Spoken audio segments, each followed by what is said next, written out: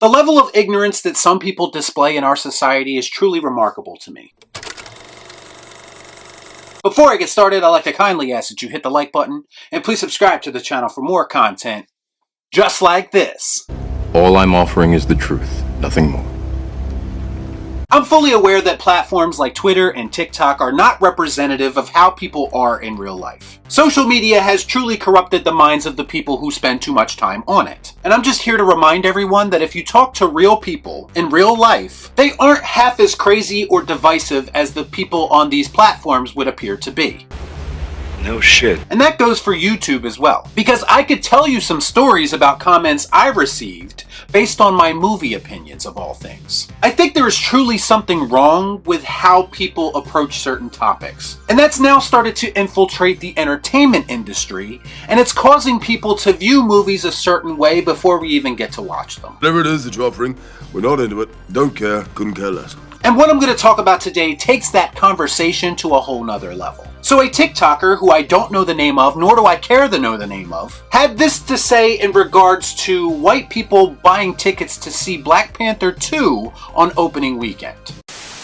Do not go see that movie opening weekend. You buy your ticket, you give it to a black person or a black family who can't afford to go. That is your job. Okay, there's a lot to unpack here, but first, to suggest that a movie has any kind of impact on society in 2022, outside of pure entertainment value, sounds completely ridiculous to me. Oh, you're right. And when you're right, you're right. And you're always right. We are a very long way removed from movies being written and produced at a level that would make them in any way culturally significant. This is a superhero movie taking place in a fictional world we're talking about here. It happens here and there where certain movies strike a nerve with people, but it's nowhere near the level that this person is suggesting. We ain't found shit. You could make a case for the first Black Panther movie being one of those movies, especially if you take into account how successful it actually was. But at the same time, and this is the part that this person is missing, to say that white people shouldn't go see Black Panther on opening weekend is actually counterproductive to the film's success. And if we're being honest with ourselves, Black Panther 1 does not have the success that it has without large amounts of people from all walks of life going to support that film. Man, I'm tired of being right. Believe it or not, movies have the most success when they try to appeal to a wide-ranging audience. Making movies or promoting movies to a specific group of people isn't going to have the effect that you think it's going to have. This is why hip-hop as a music genre became the most popular and most commercialized of any other genre of music, because it grew from humble beginnings and turned into a global phenomenon that everyone could relate to. That makes sense. No matter your race, gender, or sexual orientation, some lyrics just appeal to everyone. Certain things just happen to speak to people on a very personal level. And you could say the same thing about comic book movies as well, which, if you remember, started off as a very niche thing. Originally, only nerds liked them, and they actually got made fun of for liking them. But because of the success of certain franchises, like the MCU, it suddenly became global, and it became cool for everyone to like these characters, even if the people who now like them have no idea about their origins. This, by the way, also translated to comic book movie fans telling comic book fans that these movies aren't made for you. Fuck me, right?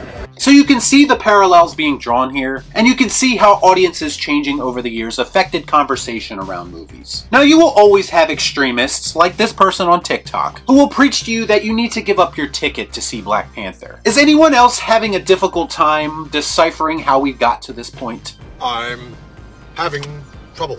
Making movies has become about appeasing ideologies, more so than it is providing entertainment for people. This is why I make videos about how Hollywood's new diversity initiative is both phony and disingenuous. Because one, it is, and two, what it's doing when you make the entire movie about stuff like this, it causes these movies to be weaponized. I grew up in the 90s and part of the 80s, which I would argue was the most inclusive time in entertainment. Get the fuck out of here! No, I cannot, it's serious! Growing up, I looked at guys like Eddie Murphy in the 80s or Will Smith in the 90s as heroes of mine, and even megastars who I would not hesitate to support opening weekend when a new movie was released. This is how both of those guys became the highest paid actors in Hollywood on separate occasions, because everyone in the audience, not just black people, accepted them. And they were not being promoted to us based on their skin color. Surely you can't be serious. I am serious.